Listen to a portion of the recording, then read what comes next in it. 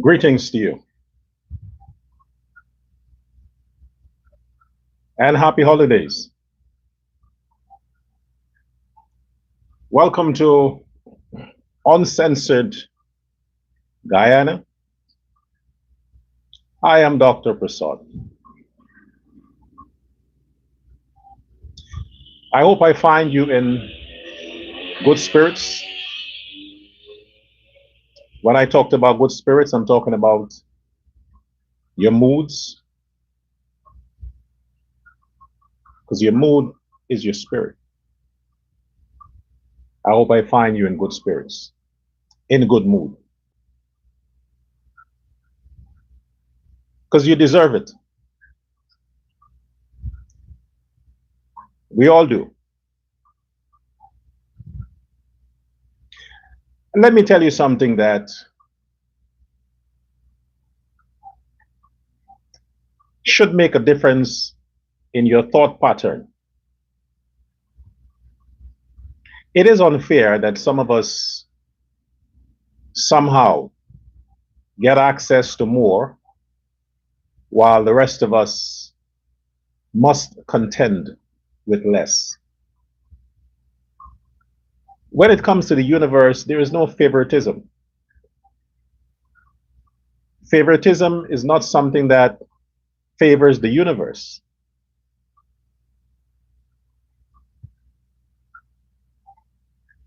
The fact that you are alive, you're breathing, that speaks to this reality that despite that you may not have $1 million, $10,000, even $1,000 in your bank account, the fact that that may not be the case, as against somebody who may have 100 billion in their bank account,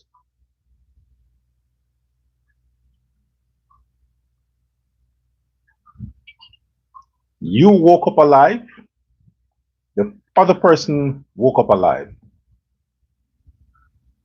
Having the gift of breathing, that you can taste another sunrise, that means that the universe doesn't grant favors. The poor man and the rich man breathe the same air. When it's natural, it's free. That means that in the eyes of the universe, there are no favorites.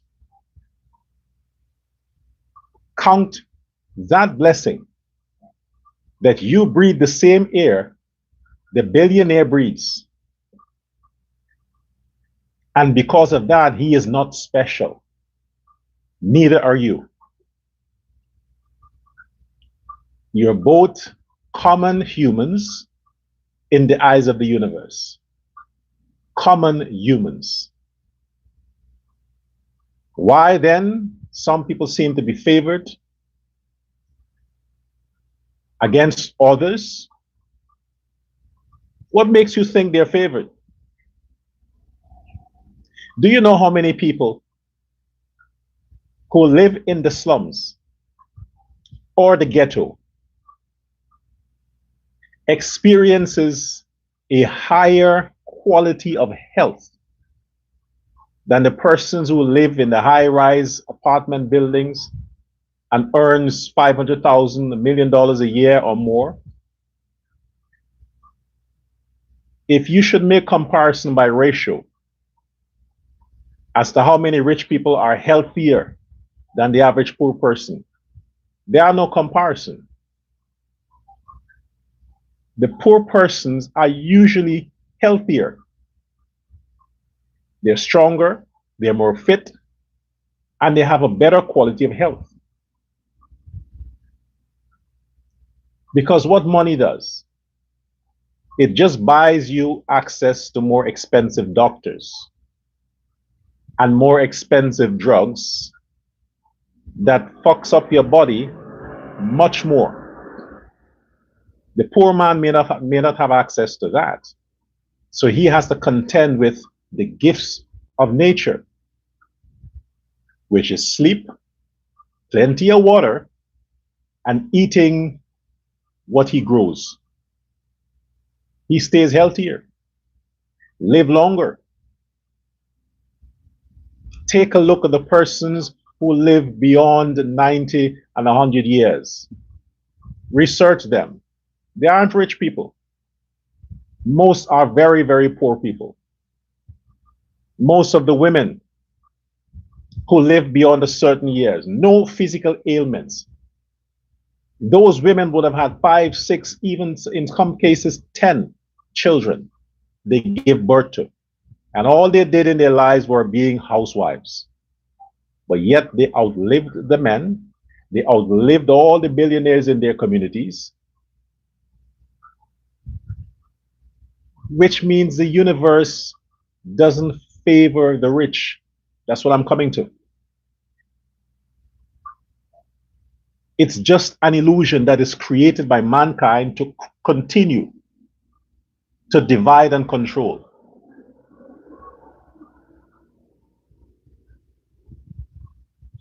Don't let it get to your head that rich people live longer. They don't. Or rich people are healthier. They're not. Rich is just, they have some extra paper, which give them access to buying some more lands, building some more apartment buildings or houses, and buying more expensive cars. That's all. That's all. But you take that away from them, they're worse off physically and mentally than the average poor person who takes public transportation. Worst off. Don't be obsessed with it. Because when you are obsessed with it and you think that a person is rich because some God favored them, you may find yourself idolizing that rich person that you think God favored over you. Therefore, worshiping that rich person is the same as worshiping the God who favored them. It's just an illusion. Don't do it. The only person that you need to worship besides your personal deity is yourself. Worship you. Invest your emotions in yourself. Invest your admiration in yourself. Don't idolize these billionaires. That's all they are, billionaires in terms of the paper, the money. Nothing else about them makes any sense. You are more important than the billionaires that you worship. Look in the federal prison in America. You have any idea how much hundreds, even thousands of billionaires are locked up for life?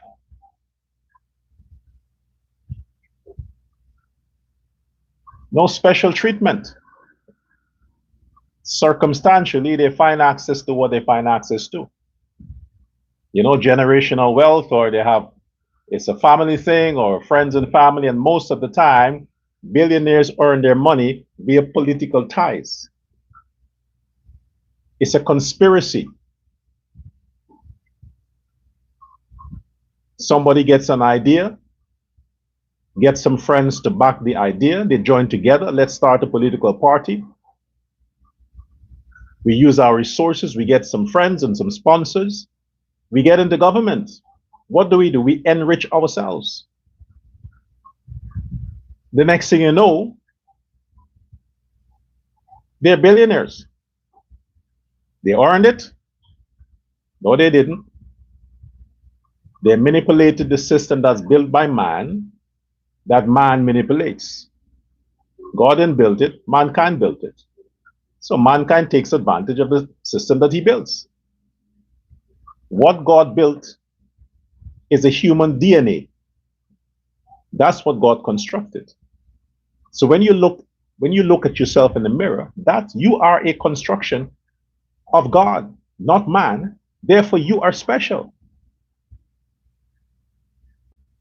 You have more than 1 billion cells in your body, trillions of cells you have in your body. What does that make you? Multi-trillion, trillionaire, gazillionaire? Of course. Because every cell counts. Stop worshiping billionaires. That's all they are on paper, billionaires. They're not special. They're not better than you. Just circumstances have them where they are. And most of them would not live to enjoy the so-called billions because time always catches up in the crooks. I need to emphasize that to those who are watching, to those who are tuned in. I don't know who they are. I don't know where you're from. I understand that the large percentage of my viewers are from the Caribbean, Guyana, Suriname, America there.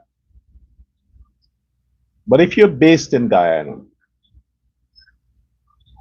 and you are sucked into what's happening politically,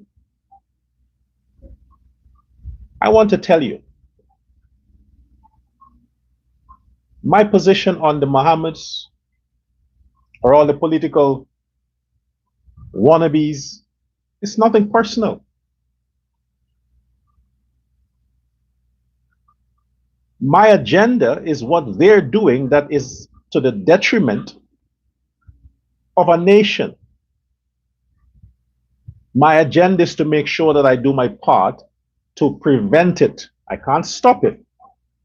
I can prevent it, be one of the voices that can help to prevent it. Bring awareness to people who might be subscribing to the nonsense, to let them understand that these people that you are giving your energy to, they don't deserve it.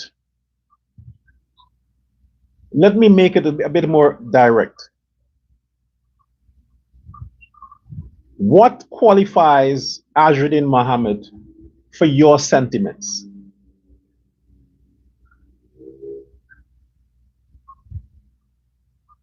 He couldn't answer the question as to what qualifies him to run for president. But what qualifies him as you as an individual? Ask yourself the question. What qualifies him for the kind of emotion and dedication and prayers and fasting and tears that you are investing in that man? What qualifies him for that? Ask yourself the question. Why are you doing it? I can understand if you are paid to publicly express support for him. Then it's business. You're getting, it's an exchange. Your service for his money. But if you're getting nothing from it, why does he deserve it from you? Why? Convince me. Why does Azruddin Mohammed deserves your sentiments? Why? Do you even know? You're going to bed every night and you're praying for this man. Dear God or dear Jesus, help him. Why should God help Muhammad? For what? For what? If the man is guilty, if he broke the law, didn't your Bible says that the lawbreakers must be punished? Thou shalt not and thou shalt not. Isn't the 10 Commandments specific? Didn't it talk about give unto Caesar? Didn't it talk about don't covet, don't this? I mean, all the rules and regulations. You mean to tell me that you think that you should forgive the Mohammeds for their crimes against the country when the law is not forgiving them? The law recognizes the extent of their trespasses, and the law sought out to punish them. You, the individual now, who were directly impacted as a result of the crimes of the Mohammeds, you want to forgive these people to the point that you are going to pray for them, fast for them, and go so far to be willing to die for them. The question is, why? Why are you doing it? What's in it for you? Got to be something. Because you support the man because he says he's going to help all the poor to get rich. So the whole fact that you supported him and hoping that he wins the election is because your ulterior motive is that you want to get rich. The promise of him to make you rich is what caused you to support him. So we get that now. There's an ulterior motive. Fine. He didn't win. He has no powers, no influence. But you're still investing your emotions, your time, your energy for Azruddin Mohammed. Why? Why do it? You think you'll go to heaven? You think God will consider you a good soul for you to put your head on the line for a criminal? I have to stress the question. I have to provoke your mind because I want you to ask the question, why do you think Azruddin Mohammed deserves your sacrifice?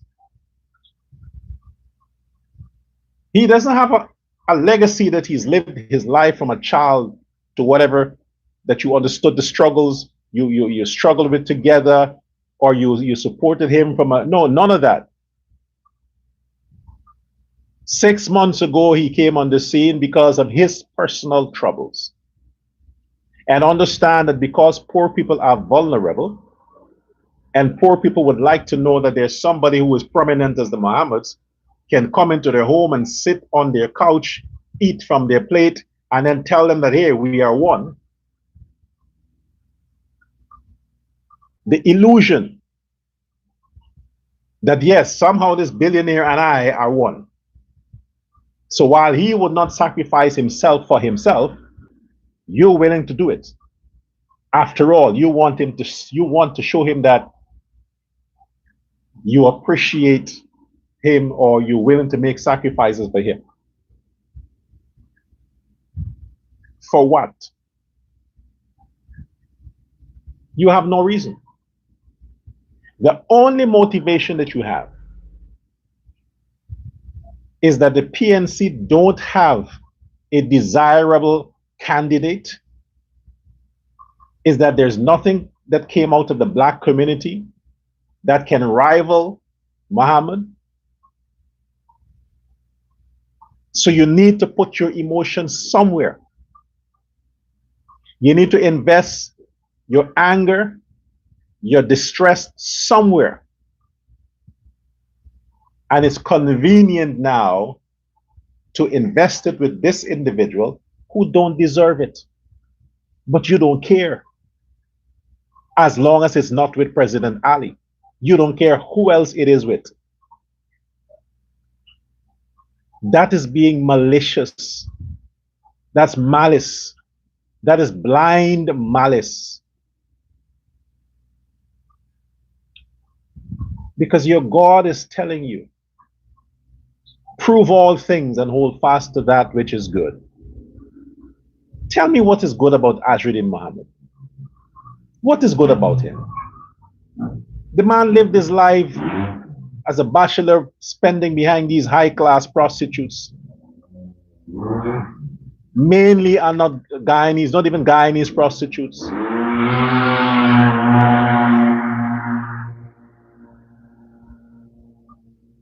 Took advantage of the fact that he has access to wealth, undeclared wealth, tax-free money. What has he done with it? All his life, ate from the most expensive restaurants, lived in the most expensive neighborhoods, owned neighborhoods himself, would not rent houses to the average black person, would not rent apartments to the average black person. And because he wants to escape prison, and those who may advise them to say, hey, get into philanthropy, start doing some charity, let the people see.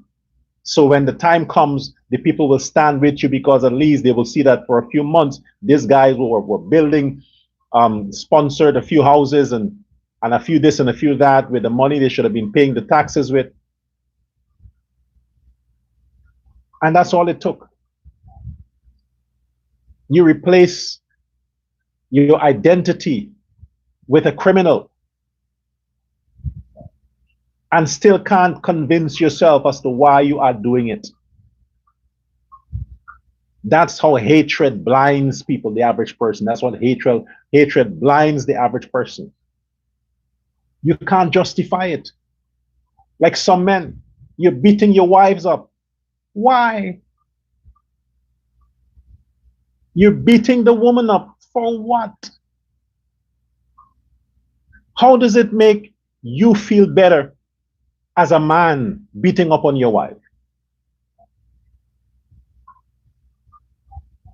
Contemplating killing your wife or killing your spouse and killing your, how does it help the state of being that you find yourself in? Seeing your brother or your sister trying to build their lives, make something of their lives, and all you can do is to conspire with criminals and bandits to break your sister's home or break your brother's home or break your neighbor's house, just to break their chances of progress. For what? Simply because you are miserable as a person? Simply because you hate yourself? You have no real motivation to live or to wake up every day. The only thing that keeps you going is the fact that you can injure somebody else. You can be a part of a conspiracy to destroy your country, destroy your neighborhood, destroy your family's life. That's what propels you. That's what motivates you.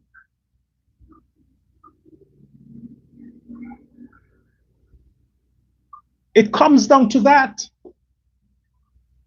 Because you can't justify why you are doing what you're doing for Azruddin Mohammed. You can't justify that. He sleeps in $1 million bed. He sits on chairs that are embroidered with copper and gold and all these things. Look at the clothes he wears. Look at the shoes he wears. Have you been to his kitchen? Did you take a look in his fridge? So when he comes out with what you might consider ordinary clothes for you, but where he shops those clothing, you can never think of going to buy there. And you think that you're equal? You think he's a brother? You think he's like you? That you're going to lay your life down for him? Because after all, he's just an ordinary guy? No, he's not. He's never lived as an ordinary man. His family is not an ordinary family. They are billionaires. There's a reason why people try to get rich. So they can be different from the average person. They can be worshipped. There's a reason why. They don't want to shop at supermarkets like the average person. They don't want to eat at restaurants like the average person. They don't want to walk on the same street if they have to, like the average person. That's the whole point of trying to get money by any means necessary, because these men want to be treated like gods. And you suddenly think you're equal because they have troubles, and they want the average person to lay their lives on the line for them in their times of troubles, lying to you, deceiving you like you're equal. You are not equal. The rich people don't like poor people. The same way you poor people hate the rich, they hate you more. They hate you more. The only time they conveniently express some kind of appreciation is because they don't want you to come in their neighborhood and upset their lifestyle. They give you some crumbs so you think that you're being thought about. No, they give you some crumbs to keep you beyond the fence. The rich hates the poor more than the poor hates the rich. You understand? Don't sacrifice yourself for the rich. The Mohammeds are super rich. They're not just rich, they're super rich. And you are going to do what you're doing. You're being a part of a conspiracy. You're planning to go protest. You're planning to go destroy your country for the super rich. Then you are really, you people deserves a safe passage to hell. You should go to hell while you're alive.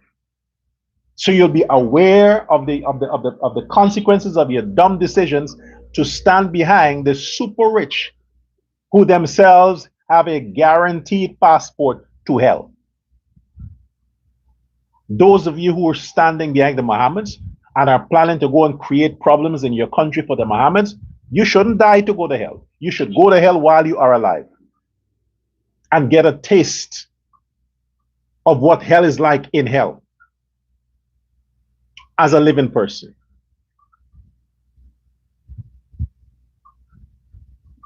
Which church? Let me dwell on them for a moment. You can't talk about hell, crimes, being crooks without talking about the Guyanese pastors. The churches in Guyana, Pentecostal churches that are pastored by black people, they are the worst curse for the black communities in Guyana. The Pentecostal churches in Guyana that are pastored by black pastors, they are the worst.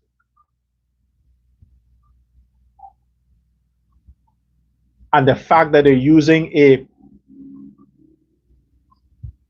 undefiled Bible to justify their crimes, that's what's dangerous.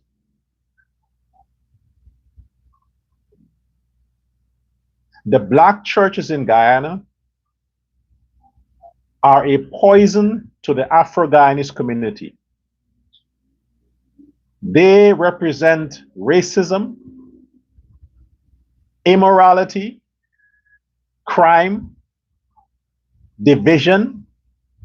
That's what the black churches in Guyana represent. They're evil. And anything that is destructive to the nation and nation building and the country, they stand with.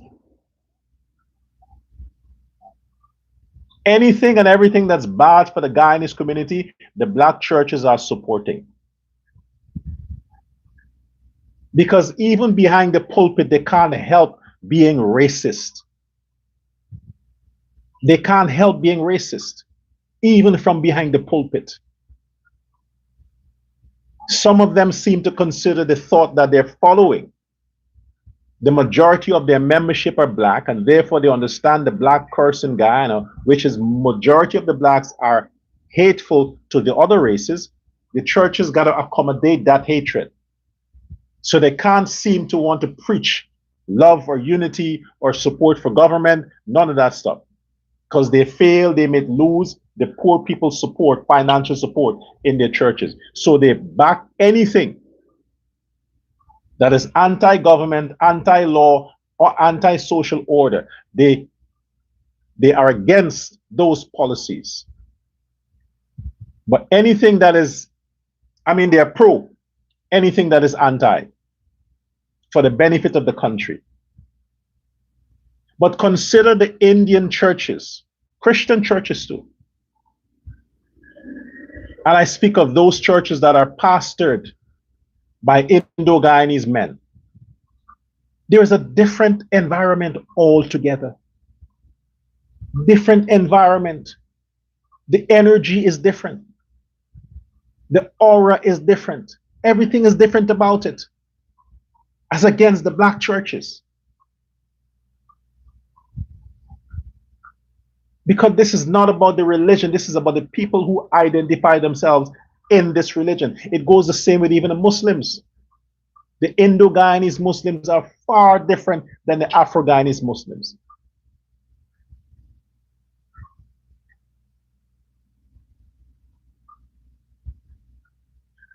So when we come back to this whole political stance and what is good for the nation, the black churches are standing behind Azruddin Mohammed. Yes, they can make donations to these churches and nobody can investigate them. They can give the churches 10 million Guyana dollars. The banks wouldn't question the church where you got it from. They can just give it cash. The churches can deposit 100 million. They won't be questioned where you got it from. After all, churches are churches. Churches survive on donations. Whoever donates, that's it. So it's easy to buy the churches. And when you buy the churches, you buy the membership. Because the leaders of these churches speak to the black membership in favor of people like Azruddin Mohammed and the PNC and all of these racist, corrupt politicians that find their way in the political system in Guyana. They're bribing the churches, so the churches now hold their membership at ransom to favor. You know how many churches were responsible for breaking the PNC? For giving Azruddin all the votes he got? Many black churches in Guyana were responsible for that. Because they used their pulpit and their platform to promote the Mohammeds. Imagine that. A Muslim evil man that is not even a practicing Muslim. Christian churches promoted a practicing Muslim as against Christian candidates from the PNC. All because they were vulnerable to being purchased. And with the self-hatred against their own people, they fell prey to that. Look at Friday. Today is Wednesday, right? Look at Friday. Look at the people who would go out to get themselves killed for the Mohammeds. Pay attention to what they look like. You think the Venezuelans will do it? They're smarter than that. The Venezuelans know that they risk being killed and deported. So they are not going out to protest for the Mohammeds. And definitely not the Indo-Guyanese. Indo-Guyanese are not a part of that. Ask the PPP, they'll tell you. During the Granger administration, when they had several protests, ask the PPP, who are the people who were always going out when they called for protests? Were the black people. Indians don't get involved in those public chaos and disturbance stuff. They don't do that. Blacks do. Because they have nothing to, they need to put their energy somewhere. So Friday when they go out, the large majority of the blacks who will be going out to support a criminal would be Christians, church-going, Bible-believing, Jesus-baptized Christians would be going out to defy the government, defy the state, defy the law, break the law for a Muslim criminal. Not even a Christian one. A Muslim criminal. Because they think they're doing God a favor, promoting a Mohammedan, fighting for a Mohammedan. They're doing a Christian God a favor. And you ask them why. Well, because it's justice and is against the PPP government. And even though you have learned from time to time over and over again that the Mohammed's crimes has nothing to do with the PPP. Their crimes were recorded since in the black government's time. Now you blaming the PPP for the crimes of the Mohammeds? The Mohammed's crimes were documented since 2016, 2017.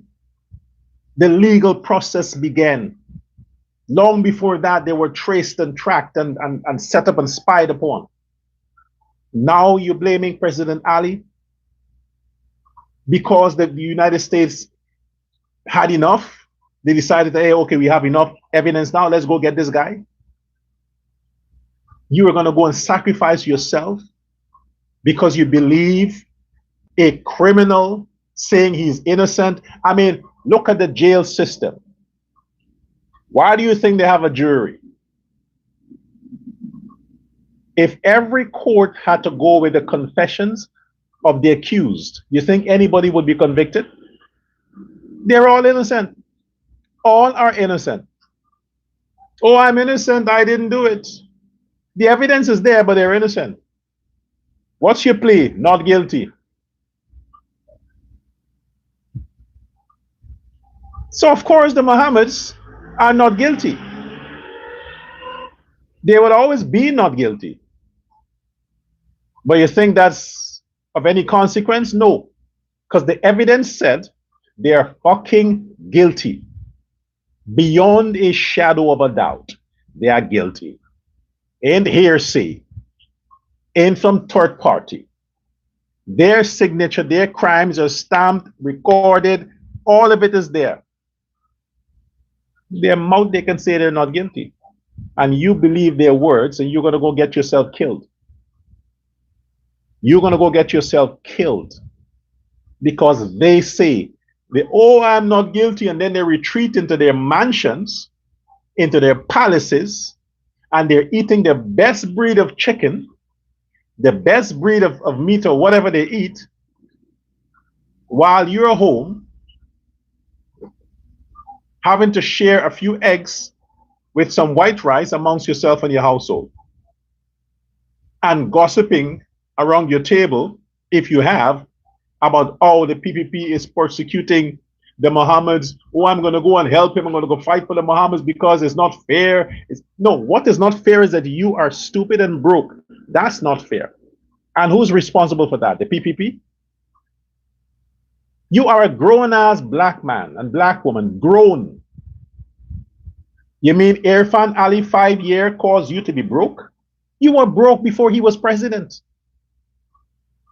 You were broke in 2015. And in 5 years, the PNC did nothing for you. And now you're blaming your broke assness on President Ali, that you want to now avenge that maliciously to go get yourself killed for the Mohammeds because you think Ali is the reason why you're broke? Christmas or no Christmas, Madam Priya Manik-Chan, Minister of Local Government, President Irfan Ali, we see you. I know you see, I see too. Georgetown needed to be rescued decades ago. Decades ago. The Stabroek Market is not a ghetto. It is a beacon of attraction. It is what makes Georgetown, Georgetown, the Stabroek Market. It is the lighthouse for the city. That place should have been rid of those roaches a long time. A long time. I see. The world sees. Your first impression of the city is the Stabroek Square, Stabroek Market, Stabroek Square. That's your first impression. When the rest of the world comes, the first place they go, the landmark of Guyana, is Stabroek Market, Stabroek Square. So the plans you have now, it should have been effected years ago.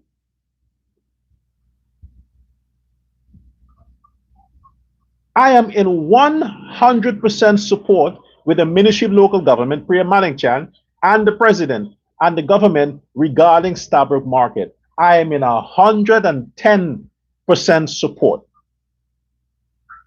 Order must come. You gotta stop sucking up to these Tiger Bay niggas that are making that place like a fucking slum market. It's not that. It's a high class, high profile beacon of attraction for Guyana. Treat it like that. And this is the best time to do it. I think it's a short time, but it's the best time to do it. Rehabilitate. How long haven't they been talking about that? The PNC was there for 5 years. All they did was steal and rob and steal and rob and eat and give their side chick the monies that they should be allocating. And they had the city. Only recently, the government, the PPP government, got control of the city. Before that, for all the years, the PNC and the black people had control. What did they do? What did they do? Now you're crying out and you're holding on to this nonsense, this billionaire who helped to exploit the conditions of the Stabroek Market there and keep the people dumbfounded, like the niggas in the PNC who likes the idea of keeping black people stupid and blind. The Mohammeds also profit from that idea. Keep them dumb and stupid, you control them. So now they're joining the tune to think that the whole Stabroek Market project now is against blacks. How the fuck would it be against blacks? Who the fuck say that black people own Georgetown? Who said that market was built for niggas? Why the hell is everything, every time a development is in progress, every time, like when they were building the bridge, the Barjagdio Bridge, look at the hell the PNC created. If the government wasn't strong and consistent and persistent, that bridge would not have been constructed. Look how much they fought not to make those lands available, not to get those people relocated. Look how they fought to block that progress. And you see now, don't you want the same beauty for the Stabroek Square, the market, and all the developments around the city? Don't you want the same beauty, man? Don't you want to know that you can embrace this identity that, wow, this is what Guyana has transformed to? Is it alone roads, fucking roads and carpet, and you're questioning all the roads and the budget for the roads? I mean, come on. Can't we have these landmark buildings, landmark infrastructure also upgraded and modernized? Can we just have it also? Do you people have to complain about every fucking thing? Do you? Can't you give the government a break? Let them do what has to be done for the benefit of all Guyanese? Or you think they're selling out land around the Stabroek there to the ministers?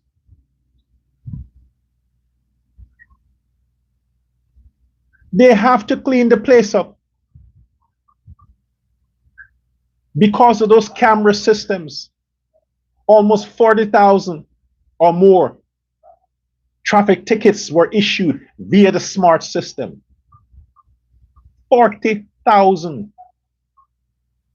because of the camera system. And still, though, those fools don't get it, that they can't get away with road crimes. They still don't get it. So when the government is going after them now and arresting their asses to pay their tickets, then it's another thing. Then the wind comes in and say, yeah, well, you're pressuring the people to pay tickets. Why did you give them the cash grants? I mean, the Stabroek area is an area where a lot of these low-life thugs from the ghetto, they camp out there to pick people's pocket, snatch their chains, commit all these robberies. That's around that terminal there. That's where they camp out. That's where they live. All those ghetto that is linked to that area, they should clean it up. Clean it up. This, I said it before, fuck it. Burn the fucking ghettos around the city. Burn them down. Take the the fire police with the big horses and spray them fucking rats out. It's a beautiful city, man. You got people living in fucking sheds, shitting and pissing and bathing right there, cooking right there in the heart of the city in 2025.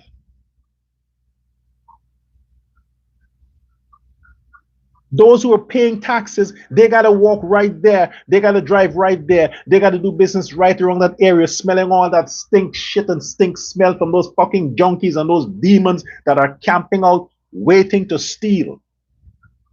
Clean the fucking city up. Break everything down.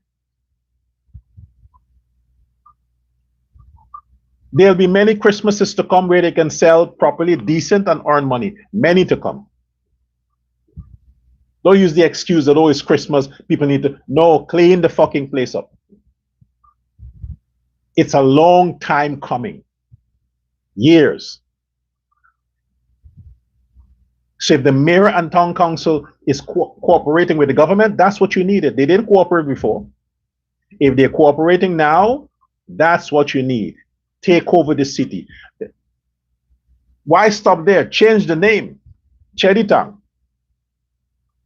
Yeah, you ain't got the balls to do that. I would do it if I'm president. Cheditang. From Georgetown to Cheditang. We're no longer under the British, right? Chedi fought for that country, then just let the capital city be called after Chedi Jagan. Not King George. Chedi Jagan Town. So I am in support, President Ali, Minister Priyamanik Chan.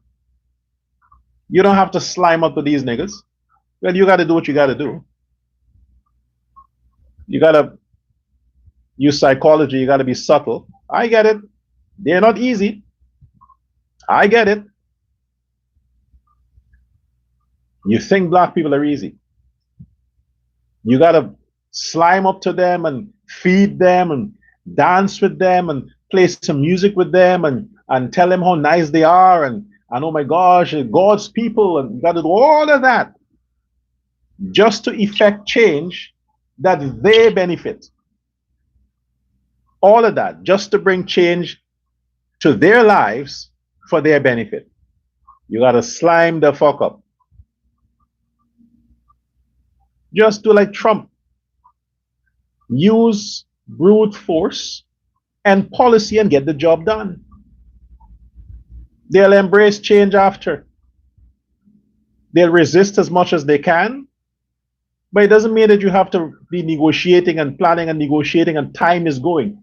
Time is going. Understand this, Guyanese. The PNC had like 100 years to make the difference. They're resisting now. They had 100 years to do it.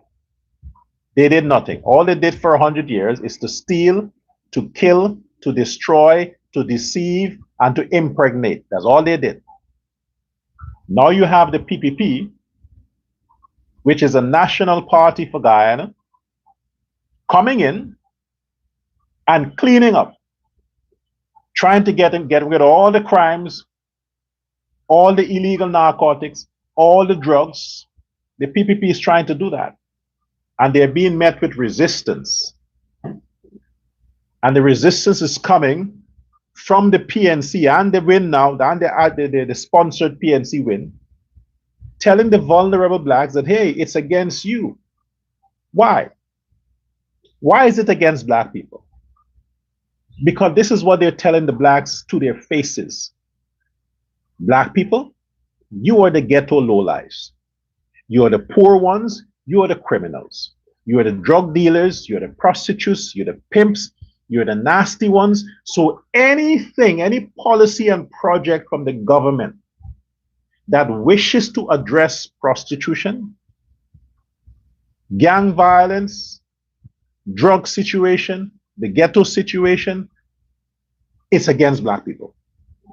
Therefore, the blacks must resist it because it is a personal attack on the blacks' lifestyle and identity. Is that the truth? Is that true? Are you saying that it's true that everything, this Taberk Market project, This getting rid of the Tiger Bay stuff and closing all these ghetto down. You're telling me that is against black people? How? How is it against black people? It's not the black man's default position to be in a ghetto. It's not. Ghettos were created by black people because of the laziness in a lot of them. Now a government with vision is coming to say, hey, let's step it up. A lot of these ghetto people, they travel. They go to different countries. They experience different civilization. But yet they go back to Guyana and they are happy in the fucking ghetto. But abroad, they pretend like they come from some upscale community in Guyana. You wouldn't believe that they're from Tiger Bay and all these places. Then why the shift? Why not take the European mentality back to Guyana? Why not take the mentality of wanting to see the best for your country the way you praise other countries? Why not have that mentality? Why be a hypocrite? And when your government is trying to bring Europe, to bring these upscale American system in Guyana, you are resisting it. Always attack on black people because the 40% of people in Guyana are poor. The poor blacks, the poor this. Oh, you need to give them $1 million per household. You need to this. Folks, the decent Afro-Guyanese, don't be a hindrance to the development of your country. The people who continue to block the progress in Guyana are blacks.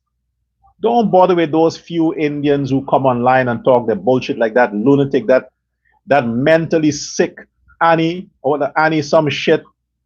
She's a mentally fucking deranged psychopath. Don't bother with her. You understand? She's a drunkard. She's a fucking alcoholic. Don't bother with her. She's an outcast. She's an Indian outcast. So she, just like Azruddin Mohammed, they have to find solitudes in the ghetto. They got to find a home in the fucking ghetto. So yeah, they'll talk against the decency of the Indians or the PPP because they're jealous. They're jealous. Don't bother with them. You guys like to listen to them because it's entertaining. It's the fact that they're embarrassing themselves and they talk the way they talk is entertaining for you. So you like to listen to it. Fine, good, listen. But that's all to it. But Indians don't block progress. Chinese don't block progress. Europeans, definitely not white people, they don't block progress. The people who block progress, every fucking country. Look at Africa, man. Look at Africa. The worst continent in the history of the continents, in the history of the world, is the continent of Africa. The fucking worst.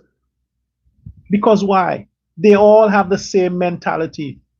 Nigger mentality, blocking progress. They hate progress. They hate development. And they just want to be in the way they are, to party, to fuck, to steal, to kill each other. They're happy doing that.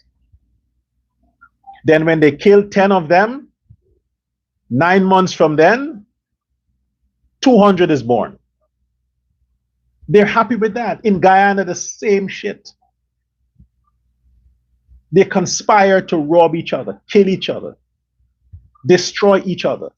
And when it's not enough, they turn their attack on the Chinese and the Indians and the white people and the businesses. They turn their attack on that demographic. They do it everywhere. So the decent black people, if you are indeed decent, you're patriotic, you love your country, you respect your government, you want the best for Guyana, you want the best for the sceneries of Guyana, then stand behind the programs of your government, the projects of your government, and desist from subscribing to Azruddin Mohammed and his madness. The man is mad.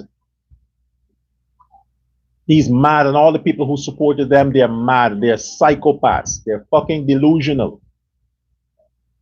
Decent Afro-Guyanese, I'm calling on you to resist these people. Desist. Turn your back. Turn your phone off. Don't listen to them. Don't respond to them. And don't even take their money. Because when you take their money, you enter a contract. Don't do it. I have to bash them every day because that's what it takes. That's what it takes. You respond to their protests and you get your lives snatched out. You get your freedom taken away. Don't go running and trying to get support and trying to get this and trying to get no. Just because we warned you not to vote for Azruddin, not to join the win, we warned you. You didn't listen. Now you're being warned again. We are warning you again. Don't respond to any call for protest by the Mohammeds. It's a warning you're getting. Whatever actions the police force or the army takes against illegal protest, I am with it. I am in 100% supportive to my government, my police force, and my military in any act against local terrorism.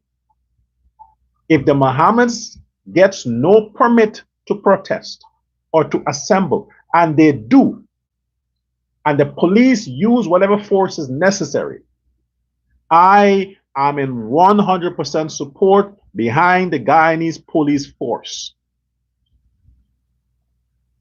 So you're warned again, Afro-Guyanese. You are warned again. Don't put your life on the line for this Indian Muslim Guyanese man. Don't do it. Stand for justice, for law and order. Stay the hell in your house. Stay in your house. Let them thugs go kill themselves and die for Mohammeds. Their lives don't have any value anyway, so let them go and get killed. You decent folks, consider your children, your future, your jobs, your career. Consider all of that. And stay home on Friday or go to your jobs, go to your homes. Don't partake in any protests being called from the Mohammeds. Let Odessa Primer and all these others, let them go and get shot by the police. And the Home Affairs Ministry, do not grant those people any permit. Because you know it's stupid, it's nonsense what they're trying to go, what they're planning to do. It's nonsense, you know that. Don't.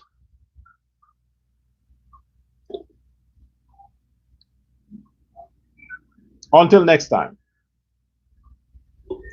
have a good day.